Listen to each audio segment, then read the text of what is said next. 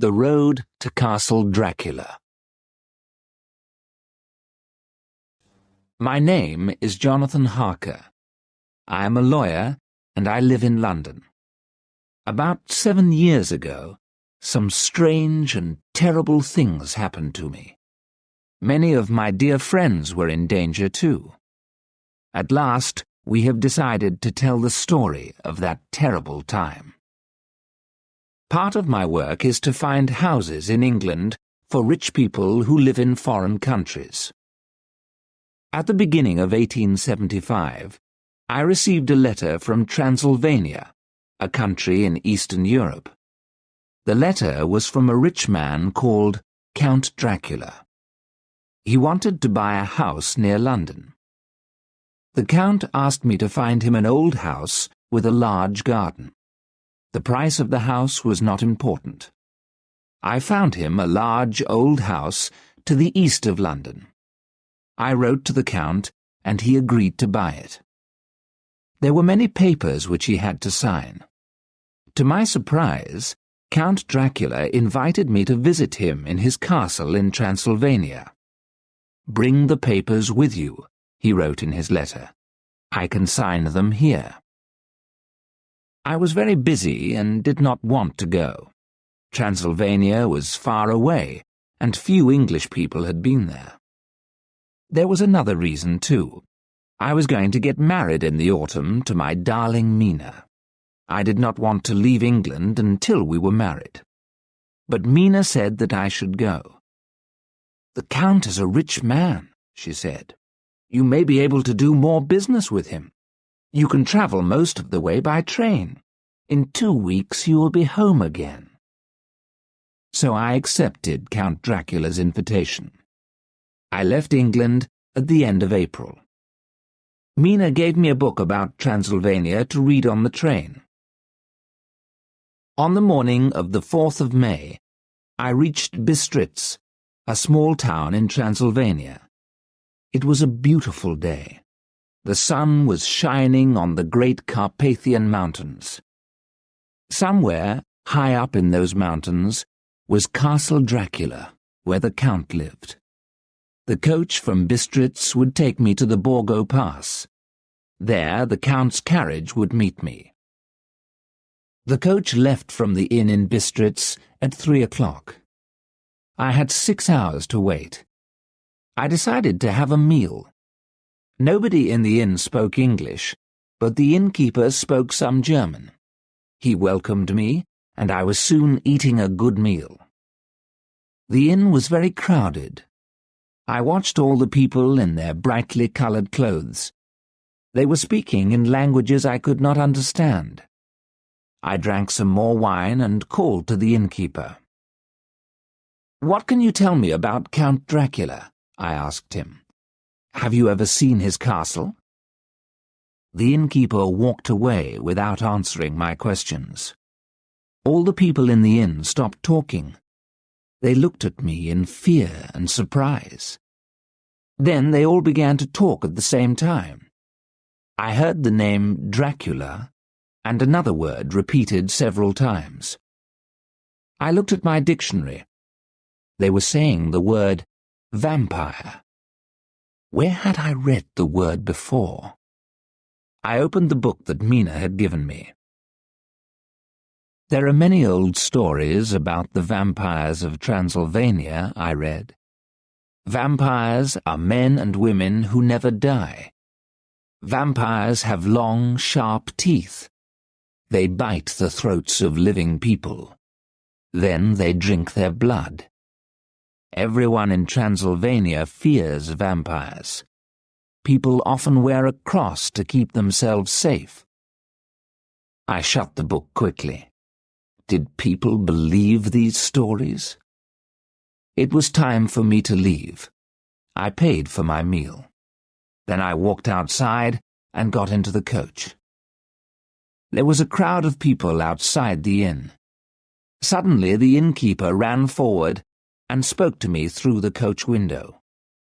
"Must you go to Castle Dracula?" he said. "Do not go to that terrible place." "I have important business with the Count," I answered. "Then take this," the innkeeper said, "and may God help you." And he put a gold cross on a chain into my hand. As the coach began to move, strange thoughts went through my mind. Who was this man I was going to meet? Did Count Dracula have strange powers? I could not believe it. The coach began to move more quickly. The sun shone on the trees and the water of little rivers. There was snow on the tops of the highest mountains. What a beautiful country Transylvania was. The mountains were closer to us now, and the road went higher and higher. Shadows grew longer as the sun began to go down behind the mountains. Then suddenly the light had gone.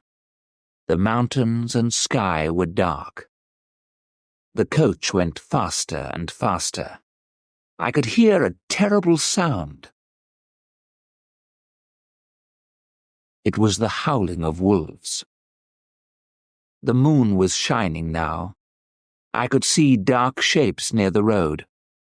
The coach went higher and higher, and now I could see a narrow road to the right. The coach stopped. We were at the Borgo Pass. Down the narrow road came a small carriage, pulled by 4 black horses. As the carriage stopped, its driver shouted, "I have come from Castle Dracula. Where is the Englishman?" "Here," I replied.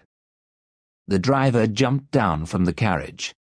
He took my bag and held me by the arm. In a moment, I was sitting beside him, and the black horses were galloping up the narrow road.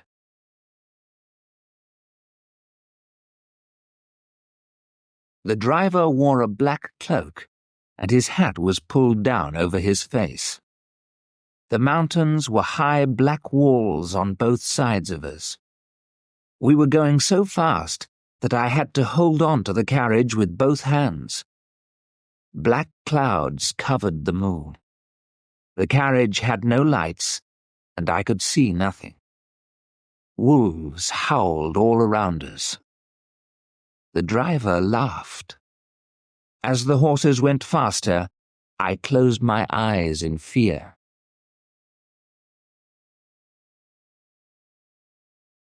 Then suddenly the journey was over. The driver pulled me down from the carriage. He threw my bag beside me. In a moment, the carriage and the driver had disappeared. I had arrived at Castle Dracula. 2.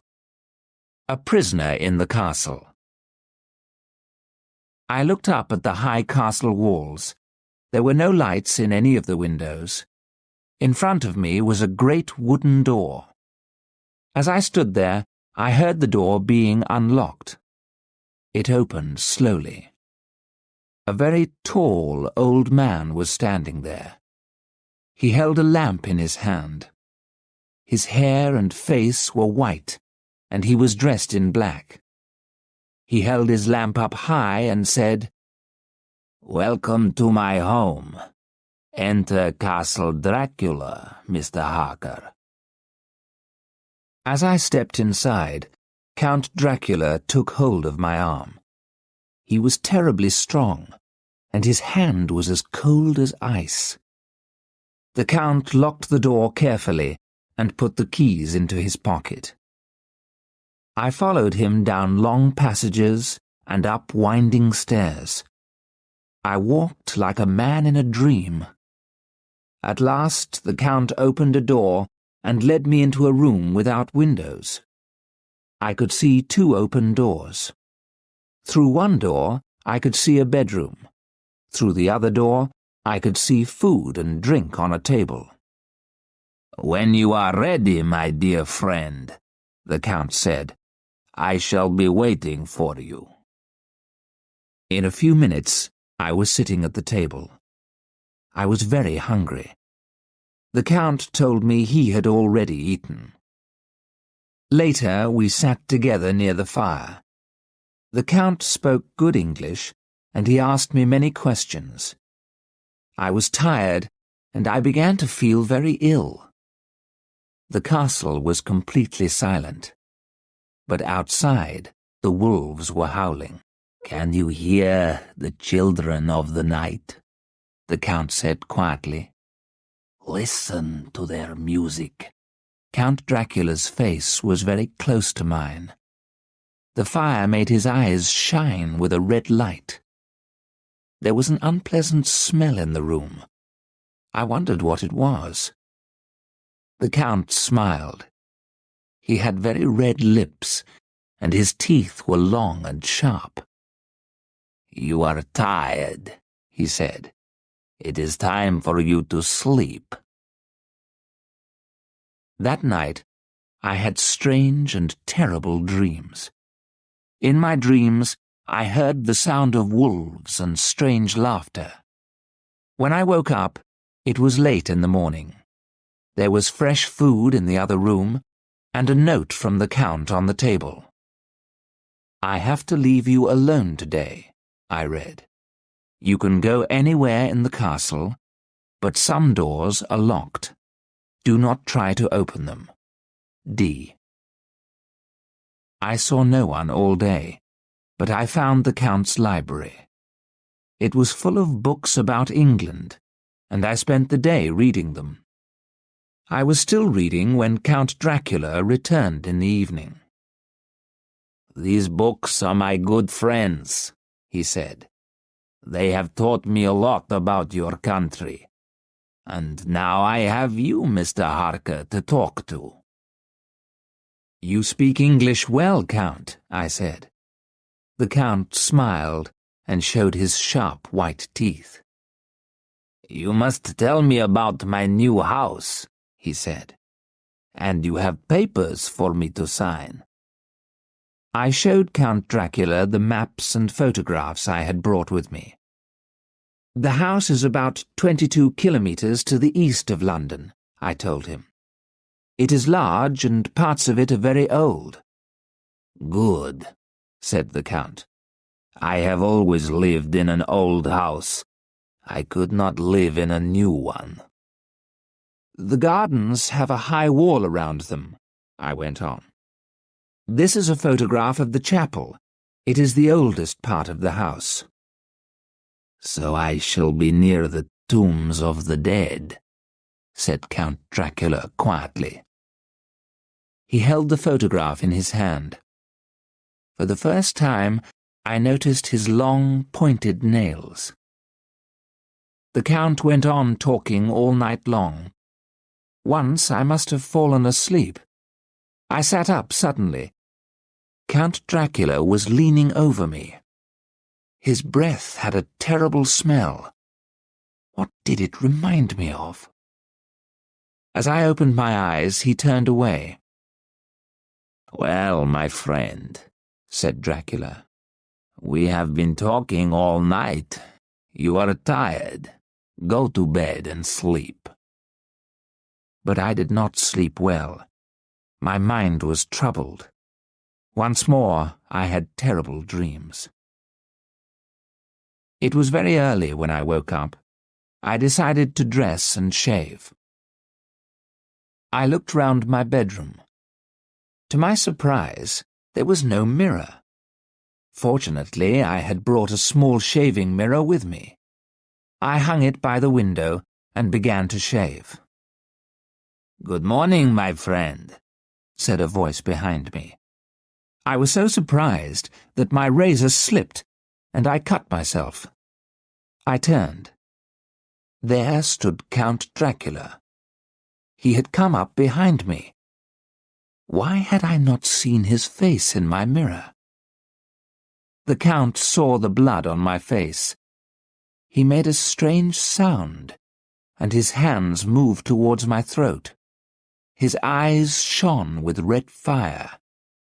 Then his hands touched the cross around my neck, and the fire in his eyes disappeared. Take care.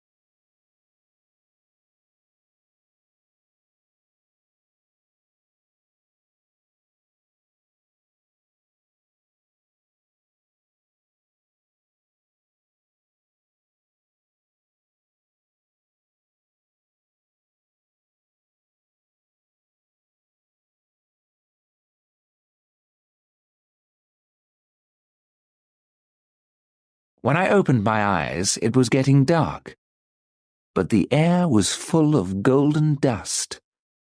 It slowly changed into the shapes of 3 young women. They were very beautiful. I felt afraid of them, and yet I wanted them to touch me. I wanted them to kiss me with their soft red lips. My body felt heavy. I could not move. "Go on," one woman said to another. "You are the first, but he is young and strong. There will be kisses for us all." One of the women moved towards me. She smiled. Her teeth were sharp and white. I closed my eyes as she leant over me. I felt her long hair on my face. She made a strange sound and licked her red lips. Her sharp teeth touched my throat. Now, I thought, now, kiss me, kiss me. There was a sudden shout. Count Dracula had come into the room and pulled the woman away from me. "Get back! He is mine! How dare you touch him?" he cried. "Oh, you are cruel," said the woman with a terrible laugh. "Have you never been in love?" "You know I have," the Count replied. "That is why you are here. Wait a little longer. You will have your chance." I must have fainted. When I woke again, I was in my own room. It was daylight. The sun was shining brightly. I could see the gold cross on the table where I had left it.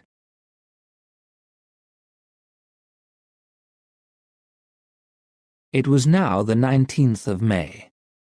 I stayed near my room all day. When I saw the Count in the evening, it was difficult to hide my fear. But he smiled as usual and said, "My dear Mr. Harker, I am happy to have you as my guest, but I know you want to see your Mina again." The Count put some paper and 3 envelopes on the table. "The post in Transylvania is not good," he said. "But write what I tell you, and Mina will get your letters." He told me what to write. He made me put dates on the letters. The last letter was dated the 29th of June. What could I do? I was terribly afraid. I wrote down the Count's words. In the last letter, I told Mina that I had left the castle and was on my way home. I knew then that Count Dracula meant to kill me. But not yet. It was 6 weeks until the 29th of June. I had 6 more weeks to live.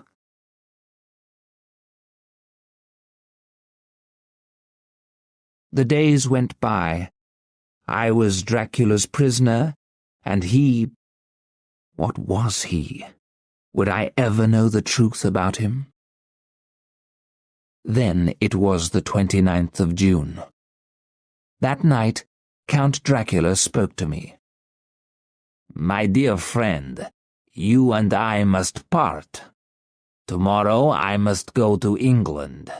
Perhaps one day we shall meet again." What did he mean? I had to find out the truth. I decided to follow Dracula to his room. He went in and locked the door behind him. I heard a window open. I looked out of a window in the passage. I could see the window of the Count's room. As I watched, Dracula came out of the window and moved down the wall, head first. His black cloak looked like the wings of a huge bird. In the bright moonlight, I watched him move down the wall and out of sight. I had to think. I had to make a plan. I went back to my room and looked again at my book about Transylvania. Vampires always hunted and killed at night. Sometimes they became animals, but during the day, vampires lost their strange powers. I had never seen Count Dracula during the day. If I went to his room in daylight, perhaps he could not harm me. Perhaps I could take his keys and escape at last. All night, I waited by the window in the passage. At dawn, Count Dracula returned. When the sun was high in the sky, I climbed out of the window. I moved carefully down the wall and across to the Count's open window. There was nothing in the room except a great heap of golden coins. One door was locked, but the second one opened, and I went through it. A stone stairway went down and down to a long passage. I was in an old chapel. The stones in the floor had been taken away. There were great holes where the earth had been. The chapel was full of wooden boxes, 50 of them. Their lids had not been fixed on. Each box was full of earth. One box was covered, and I lifted the lid. There, on a heap of earth, lay Count Dracula. His white hair was now dark grey. His thin white face was fat and red. Fresh blood ran from his lips, and there was a terrible smell. The smell of blood. The vampire was resting after his meal. His eyes were open, but he did not move. I could see his long white teeth. At that moment, I heard shouts and the sound of many feet. I ran back through the door and into the passage. The door closed behind me. I stood there, listening. The chapel was full of men. They were hammering down the lids of the boxes. Then I heard them pulling the boxes along the ground. A door was shut and locked. Count Dracula was on his way to England, and I was locked inside his castle. I ran down the passage, up the stone stairs and back to the Count's room. I put some of the gold coins in my pockets and ran to the open window. The ground was many meters below. With a prayer to God, I climbed out of the window and moved slowly down the wall. 4. A visit to Hythe. In England, Mina was waiting for Jonathan Harker to return. His letters to her from Castle Dracula had been short and strange. Mina was worried. Was Jonathan ill? Why did he not return to England? In the middle of July, Mina was invited to stay with her friend, Lucy West. Lucy and her husband Arthur lived in the little town of Hythe by the sea. Arthur West was a doctor. Arthur is in Amsterdam, Lucy wrote. He is staying with Professor Van Helsing, his old teacher. Come and stay with me until your Jonathan returns. Hythe is not far from London. The sea air will be good for you. Mina travelled down to Hythe the following day. The weather was good, and the two young women went out walking every day. Sometimes they walked by the sea, but most of all, Lucy liked to walk to the old church on the hill. She enjoyed sitting in the quiet old churchyard. Mina and Lucy slept in the same bedroom. One night, near the end of July, Mina woke up suddenly. Lucy was walking out of the bedroom door, but she was fast asleep. Mina took her friend back to bed. Lucy did not wake up, and in the morning she remembered nothing. On the 8th of August, the weather changed. Black clouds covered the sky. The air felt heavy, and there was a thick mist over the sea. The storm came soon after midnight. Lucy was very excited by the thunder and lightning. She sat by the window all night looking at the sea. By morning, everything was quiet.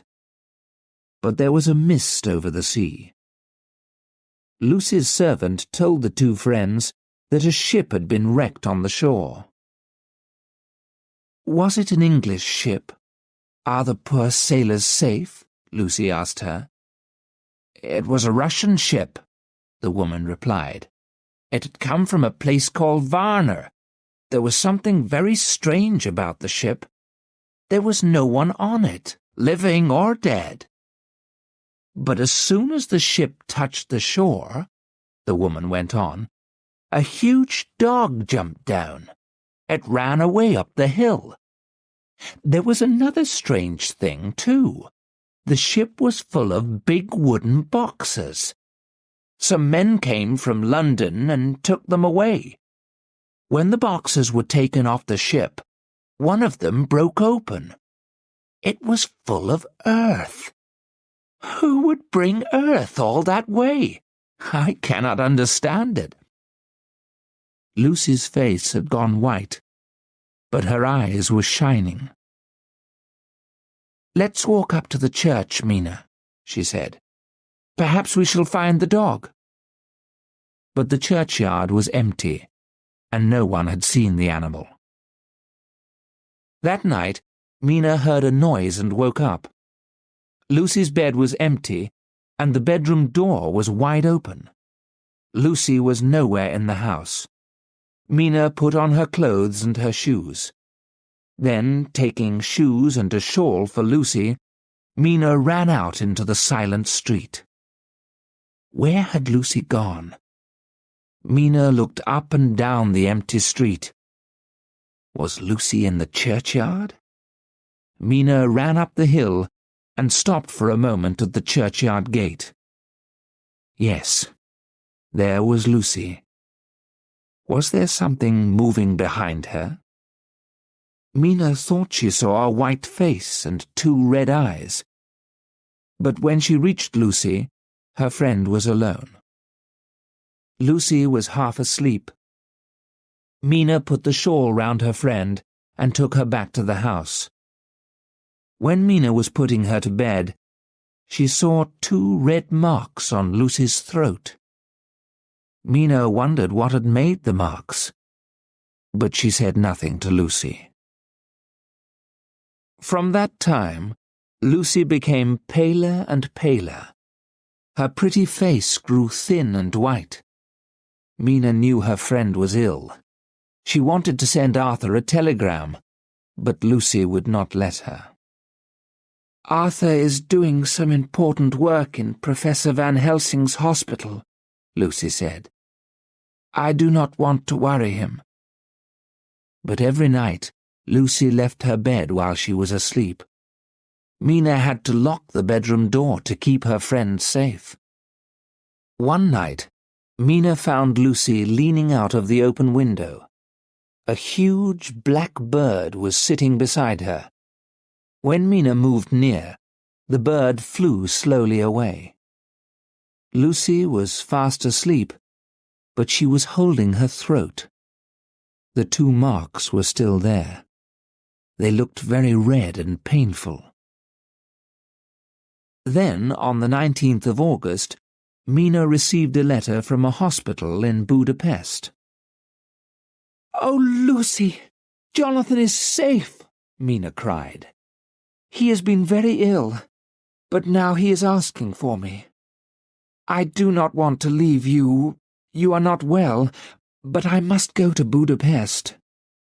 "Of course, my dear," Lucy said. "You must go to Budapest."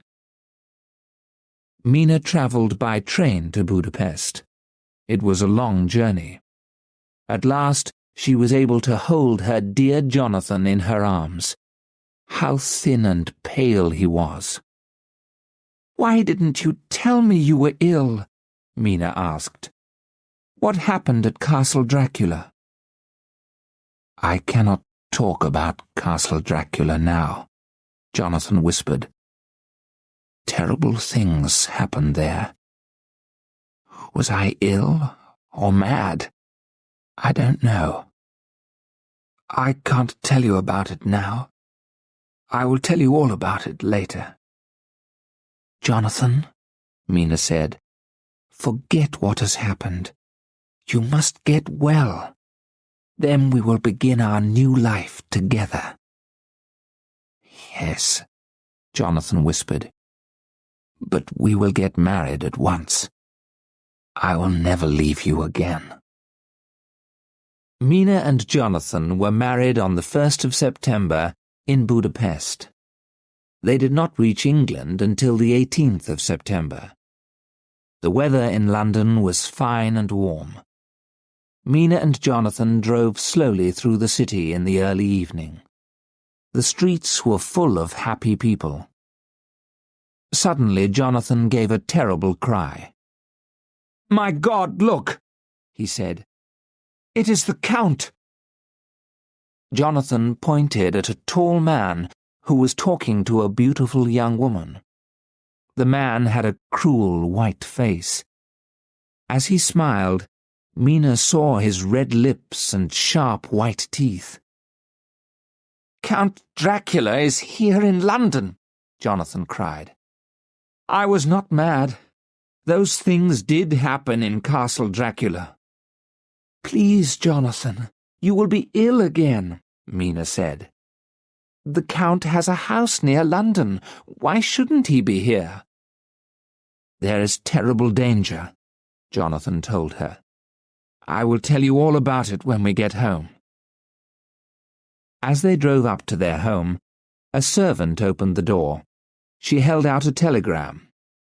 "This has just arrived, madam," she said. The telegram was from Dr. Arthur West, Lucy's husband. As Mina read it, her eyes filled with tears. The message was very short. "My dear wife is dead. She was buried yesterday. Arthur." "Lucy dead? I can't believe it," Jonathan said quietly. "How did it happen?" "Arthur must come and stay with us," Mina said. "I'll send him a telegram at once." That night, Jonathan told Mina all about Castle Dracula. He told her the terrible things that had happened there. And now Count Dracula was in England. What was he planning to do? 5. How Lucy Died. When Arthur West arrived at the Harkers' home, he was dressed all in black. His face was pale and sad. The three friends had many things to talk about. After dinner, Mina spoke to him quietly. "Arthur, dear, Lucy's death has been a great shock to us both. Can you tell us how she died?" "I returned from Amsterdam about a week after you left Hythe," Arthur replied. "By that time Lucy was very ill. Her face was pale, and she was very thin. I examined her, but I could not find anything wrong." "Was Lucy still leaving her bed at night? Was she still walking in her sleep?" Mina asked. "Yes," Arthur said, "and she began to have strange dreams. She saw red eyes and golden dust moving in the air." "Golden dust," Jonathan repeated slowly. "Is the Count at work already?" Go on, Arthur. I will tell you my story later." "The dreams worried me," Arthur went on. "I sent a telegram to Professor Van Helsing in Amsterdam. He came to Hythe immediately. When Van Helsing arrived, Lucy was too ill to get out of bed," Arthur told his friends. "Van Helsing examined her with great care. He told me that Lucy had lost a lot of blood. She needed a blood transfusion to save her life. I told the professor to take the blood from me." "Oh, God," Jonathan said quietly. "Were there any marks on Lucy's throat? Small red marks?" Arthur looked very surprised. "Yes, there were." "How did you know?" he said. "The marks worried the professor very much." "Did the blood help Lucy?" Mina asked. "Yes, she looked better at once," Arthur replied, "and she had a quiet night. In the morning she was well and happy. Van Helsing visited her and brought lots of garlic plants." "Then the professor knew," Jonathan said quietly. "Knew what?" Arthur asked. "The garlic had a very strong smell, but Van Helsing put it all round our bedroom. Then he twisted some of the white flowers together and put them around Lucy's neck." "Why didn't the garlic keep Lucy safe?" Jonathan said. "I cannot understand it." Arthur told his friends the rest of the story. Van Helsing stayed in Hythe for a few days. Slowly, Lucy grew stronger. One night, Arthur went out to visit a sick child. Van Helsing was in the library reading. Lucy was sleeping in her room. The garlic flowers were round her neck, and she looked very beautiful. The bedroom window was shut. "I was away for several hours," Arthur went on. "It was morning when I returned, but the house was silent. I went into the library. Van Helsing was sleeping in the chair. I called his name, but he did not wake. Suddenly I was afraid. I ran upstairs and into our bedroom. The window was broken. There was glass all over the floor. Lucy lay on the bed with her eyes closed. She had pulled the garlic flowers away from her neck." Arthur stopped talking. There were tears in his eyes. After a few moments he went on. "I ran to get Van Helsing," Arthur said. "I called his name many times before he woke. Then he hurried with me to Lucy's bedroom. When Van Helsing saw Lucy, he told me she was dying. The marks on her throat had gone. Van Helsing said we must wake Lucy immediately. She must not die in her sleep. At that moment, Lucy opened her eyes. She looked at me and smiled. Then she spoke to me. Her voice was slow and strange. She told me a man had come to the window. He had called her again and again. She had opened the window and asked the man to come in. Lucy took hold of my hand. Her fingers were as cold as ice. Lucy asked me to kiss her. But as I leant over, Van Helsing pulled me away. Then Lucy's face became angry. Her eyes were cruel. She was ugly. Arthur covered his face with his hands. "It was terrible," he said. "She did not look like Lucy at all." "Poor Lucy," Mina said, and she held Arthur's hand. "Did the poor girl die peacefully?" "Yes, thank God," Arthur replied. "When she opened her eyes, she was beautiful again. But Van Helsing would not let me kiss her lips, so I kissed her hand and her long black hair. Then she died. Dear Lucy is at peace now." "Is she at peace?" Jonathan said slowly. "Has the professor gone back to Amsterdam?" "Yes, he has," Arthur replied. "But he said he would return if anything happened to Lucy. I did not understand him. Lucy is dead."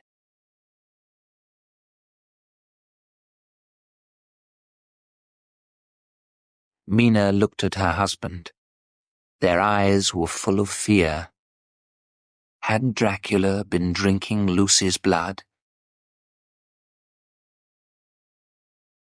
Was she a vampire too?